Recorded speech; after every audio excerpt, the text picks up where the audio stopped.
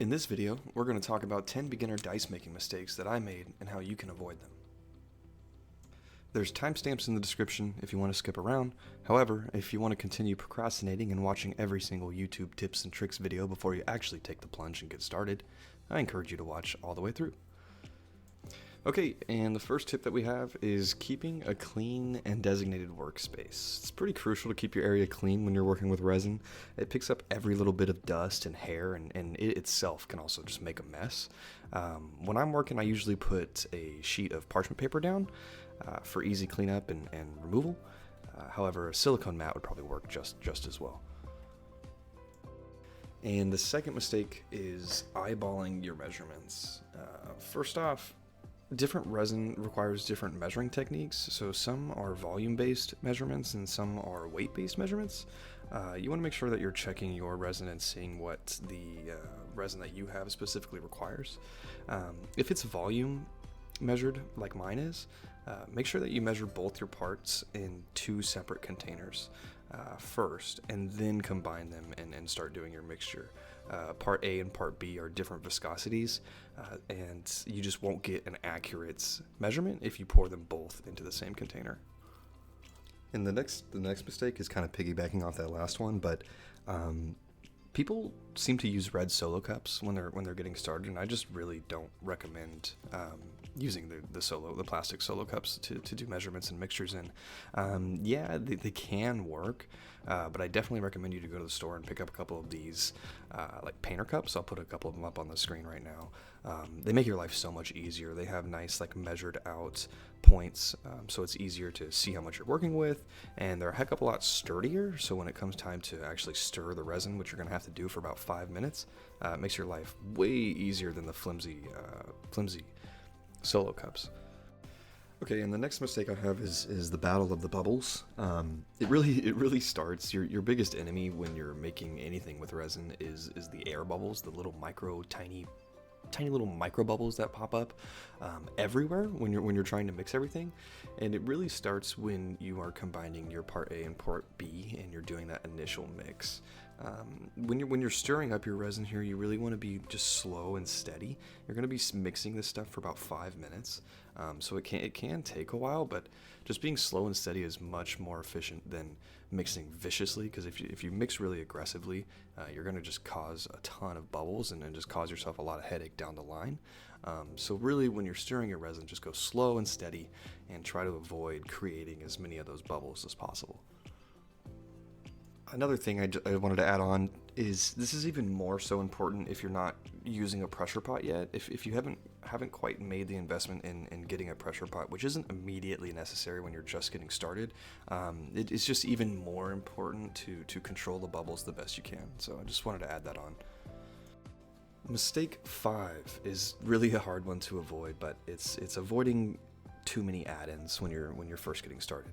I know the reason why we're all getting started making dice is we want to make the most beautiful, awesome looking dice with all these different colors and glitter and swirls, but when you're first getting started, it's really about limiting the variables. So when you do end up making a mistake, it's a lot easier for you to go back and see what you did wrong, and you don't have to cross off, was it the alcohol ink? Did I add too much glitter? Did I add too many different colors? So just keep it simple at first. Just decide on one color, so then it's easier for you to learn and take something away for the next set.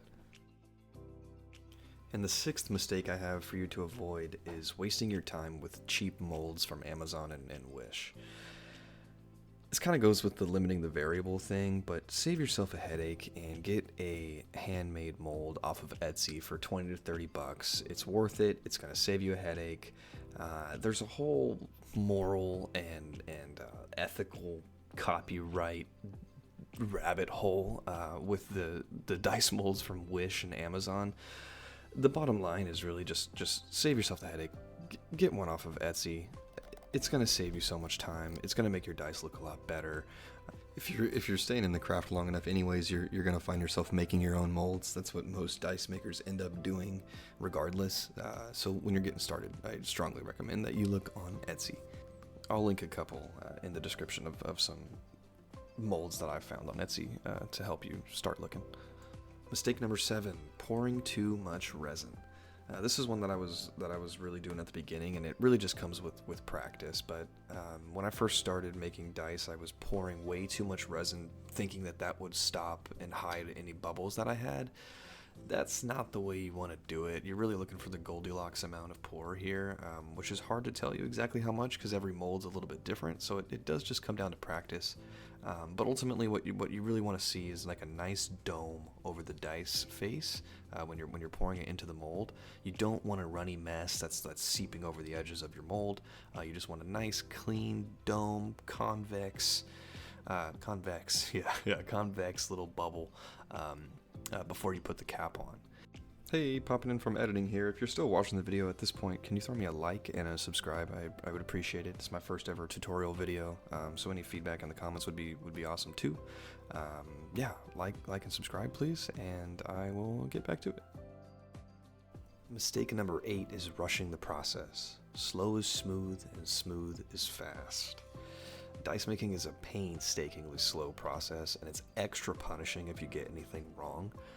So going slow and steady and controlling as many of the variables as you can as possible to making each set either a learning experience or coming out clean is really, really important, because each set of dice is going to take you multiple days to finish, and you can't really cut corners. So just go slow and steady and smooth, and that'll save you some time. And the 9th beginner mistake is thinking your set is actually ruined before you sanded and polished it. You'd be really surprised how much you can recover, or how many flaws you can recover from, if you do a proper sanding and polishing. If you pick up the Zona Polishing Pack, I'll put a link to it down in the description, but it kind of spoon feeds you success when it comes to sanding and polishing. If you just follow the order that they list them in and go down each single step, you'll get a perfect sand and polish on your dice. So don't give up on that set that just has a couple little bubbles on top or might have a raised face, because you may be able to save it with the sanding and polishing. And the last mistake that I have is being too hard on yourself. Dice making is really punishing, and resin work in general is just really tricky, and it's really hard because you have to wait 24 hours before you even see your results. So whenever you wake up the next day and you're so excited to pop open your dice and you go and take a look at them, and then they're just a failed set, it really is a test of your perseverance. So just keep getting after it, and if you avoid these 10 mistakes that I listed out, you'll limit those failed batches, and it'll get you to the point that you really want to get to, which is where you can start experimenting with all the colors and really start having fun. Don't beat yourself up. Keep going, keep trying. It's going to take a few shots. You may be able to save it with sanding, but you're gonna mess up a couple sets, and that's okay. It's a part of it. So give yourself some time, and you'll get there. Thanks for tuning in, and I appreciate you sticking around and watching the video. See you next time.